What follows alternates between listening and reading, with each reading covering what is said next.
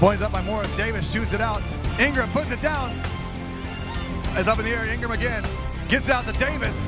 Davis return. Ingram. Davis. Davis with the tool. Navy wins the gold. Navy, ladies and gentlemen, coming back, not getting flustered this time as they did in the earlier competitions. Air Force made a run, and the Navy team stayed focused and kept their poise, executed when they needed to execute, and they're going away with a 6 volleyball gold medal.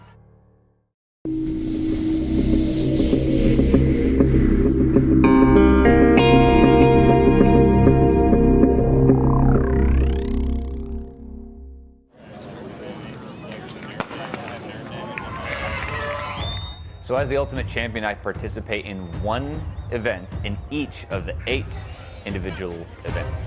100-meter run, shot put, the 1-minute row, cycling, then I do the 50-meter freestyle swim, archery, rifle shooting, and powerlifting. When I was an Air Force EOD tech, 2010 was my second deployment to Kandahar. I was stationed at a FOB there, dealing with IEDs, EOD stuff. It works, though. During that process, a British pen flare accidentally went off and it popped straight into my eyeball. One of the things that went through my brain was, hey Brett, you probably lost your eye. And I realized in a very small split second that I had a choice to make. Do I take this and go down a self-loathing, depressive road, or do I accept it and not have to fight that battle? I fully recognize a lot of people don't have that choice. I got hurt in 2010. I got retired in 2011. Now, the Air Force Wounded Warrior program was around during that time, but the key thing that I like about it, they don't say, okay, here's what we're gonna do for you. It's more, what do you want to do? And we will work to accomplish your goal. I know when I got hurt, I thought, oh, I lost an eye. I guess I get out of the service. Like, I had no idea what was gonna happen. And then I got very lucky that I had a lot of support with my squadron, the Air Force Wounded Warrior program, my teammates. And I didn't expect anything, and I got everything.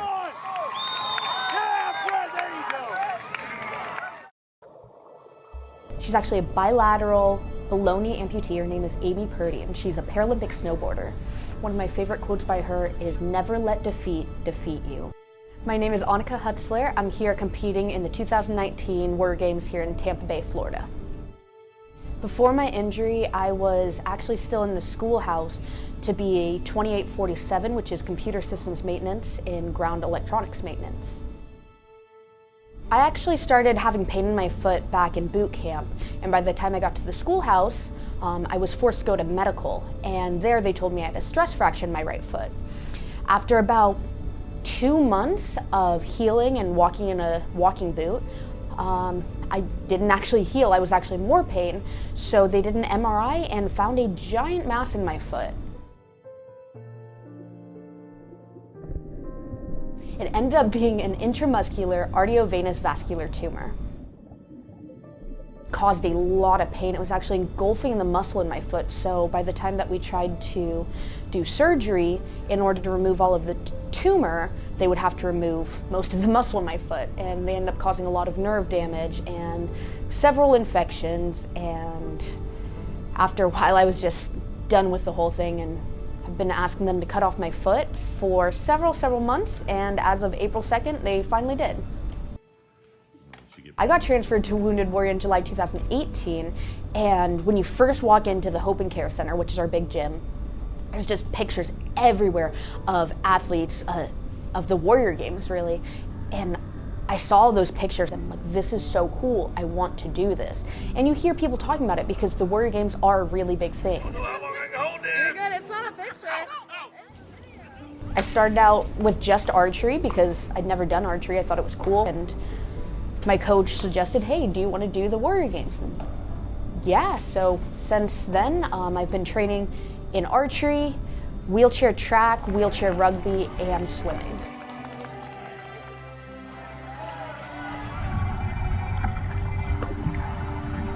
The adaptive sports are what kept me going, seeing my coaches every day and improving and seeing how far I had come. Like, this may sound cheesy, but you almost inspire yourself, and you're not only that, but you're inspired by the people around you, because there's people here that have 3 missing limbs and I have 1 missing limb. So if this guy can jump off the diving block, then I definitely can jump off the diving block. The games really teach resilience, and I think that's a really big thing in Wounded Warrior, is resilience, which means doesn't matter how many times you get knocked down, you keep getting back up. Life's hard, it really is, and you got to figure out what will get you through all that, and for me, that's adaptive sports. I got my first prosthetic on May 9th, and I've been walking since then, and it's been a lot of physical therapy. But right now I am walking pretty successfully just with a cane, and give it another month or 2 and I'm sure I'll be running.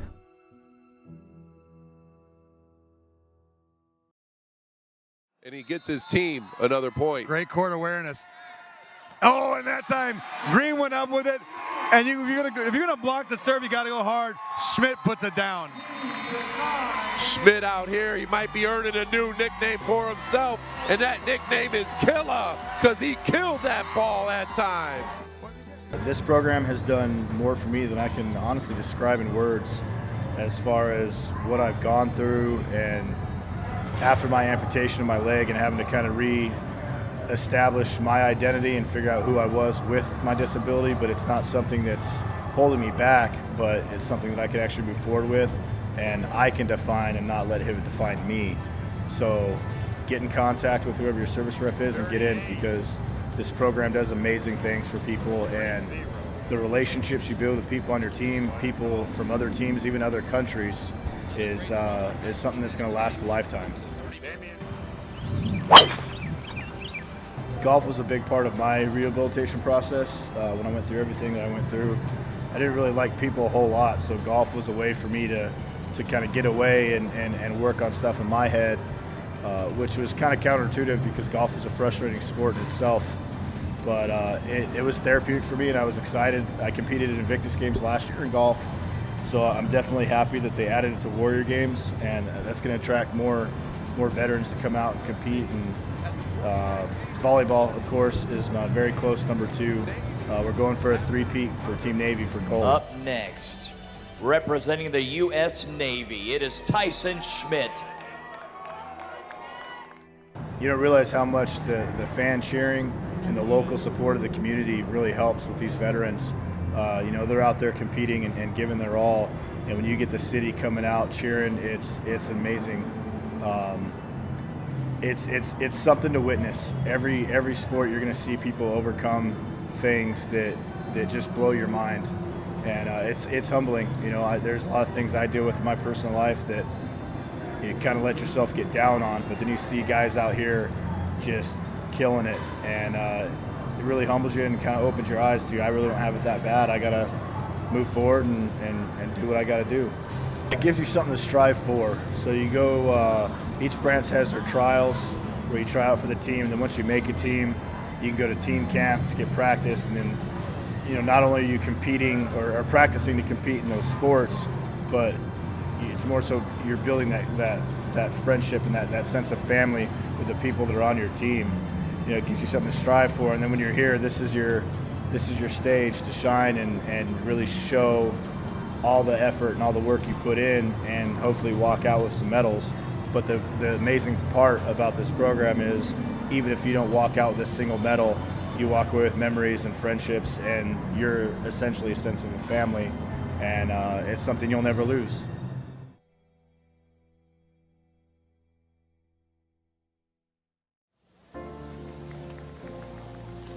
Back in 2016, I had blown out both my patellar tendons, my left and my right leg. You have one per leg. That was in 2016. I had the surgery at the same time. So for about 3 to 6 months, I was unable to walk. Then I needed a second surgery on my right leg because that one had the tendon itself had got messed up. So they had to redo it. They put an allograft in my leg, but it didn't hold. So I had to do it a third time So that was what got me my 3 surgeries on my knees. And then as I was going through the med ward, I had got an MRI on my ear because I was having some trouble with my hearing, and they found a tumor on my spinal cord. So I had to stop the med board and get that cut out. It was a nerve sheath tumor. It was between the 4th and the 5th portion of my spine. So what they did, they went in, they cut that entire section out. So between the 2nd and the 5th piece of my spine, they cut it out. They put a metal piece there to kind of hold it in place, and a rod on the other side kind of balance it out. So I have a rod and a piece of metal in my neck, and those are my disabilities that kind of qualify me to participate in the Warrior Games. The Warrior Games mean a lot to me.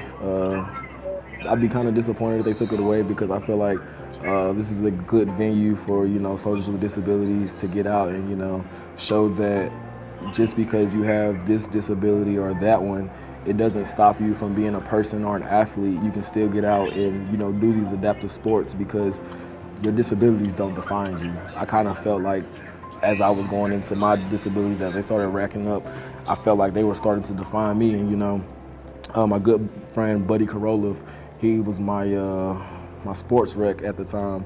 He was like, yo, man, I understand that you have these injuries, but you just got to drive on, because it's the Army way. You can do the best that you can. You have to adapt to what you are dealing with. So inserts adaptive sports, wheelchair basketball is the first thing I kind of picked up on. I don't want to go as far as to save my life, but it kind of saved my life because I had got to such a low point that, that the getting up every day and dealing with everything that I was dealing with, I didn't want to go through with it anymore. But, he kind of grabbed me. He was like, try this, do this, just something to get my mind off of everything. And I started liking it. And then he said, well, there's this great opportunity for you called the Warrior Games. I'm going to train you up and we're going to send you. So that was back in 2017.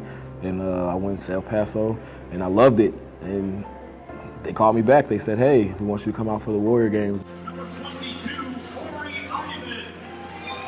The first year in Colorado, it was so exciting. I can't explain the feelings and the emotions that I had because just to think the year before, I didn't want to do anything. And then the very next year, it's like I felt like I was on top of the world just because, I had found an outlet, something to channel my emotions, something to make me feel like an entire person again.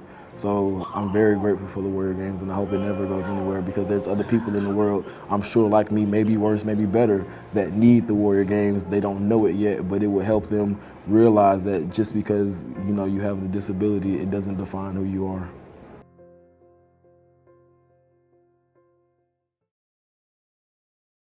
It's not all about winning the medals. I mean, it's really just about going out there and doing your best and watching people push themselves and the joy that they get to do things that they never thought that they would be able to do. I mean, that's really what gives me the most joy out of all of this. In 2017, I was deployed to Afghanistan and I was injured over there and had to get medevaced to Landstuhl, where I had spent about a month recovering from surgery. That's what actually got me into the program. But even way before that, I was dealing with a lot of emotional and mental stress. I pushed all that stuff down, just continued to keep myself extremely busy. And then when I got hurt in Afghanistan, that was the volcano that erupted. That was my limit. I got into this program and I started talking about things is really when my recovery started to happen. You never know who you're gonna help, just by sharing your story and the things that you've been through and your experiences. My husband, Ruben, he's been by my side through all of this. When I got sent to Landstuhl, he actually flew out there and was able to be with me to support me and has been with me every step of the way. My children, they see mommy getting out there and doing things that I would have never done before. And the support that I've received from the 33rd Fighter Wing, I mean, I honestly couldn't ask to be in a better unit. Oh, I'm just happy I got my voice back because I've been yelling every time I see her and I yell and I cheer for her. It's just amazing seeing somebody that you care about so much and they're like right there in the spotlight and they're just doing amazing things. It just makes me feel so overwhelmed with joy. None of us knows what life is going to throw at us. In an instant, you know, life can change for any single one of us. The thing is, don't give up. Through the recovery process, it's like climbing an uphill battle. But what we have to remember is that there's those that have walked before us that have gone through the same things. And when you can latch onto those people, it makes the recovery process so much easier.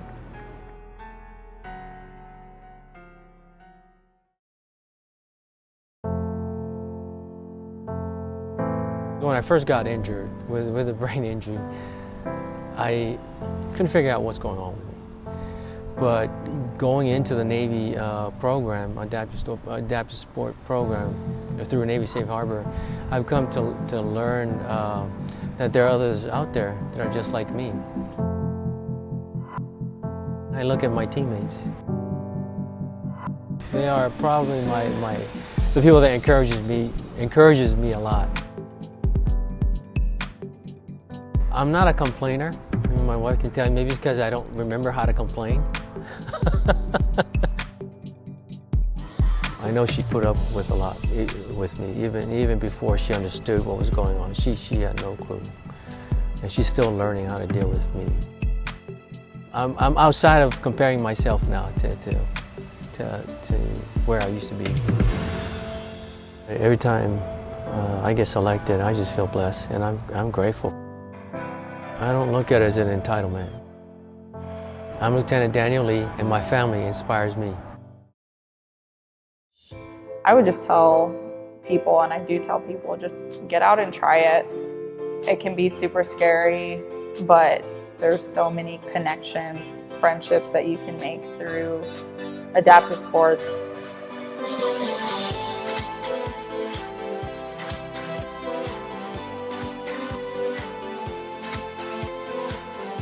I actually come from a pretty military-heavy family. Great aunts and uncles that fought in World War II, and my grandfather was in the Air Force, and I grew up hearing some stories about, you know, his travels, and he fought in the Korean War, and so it was just always something that I felt like I was going to do. It was just kind of figuring out the timing of it. I'm Staff Sergeant Lauren Montoya, and my teammates inspire me.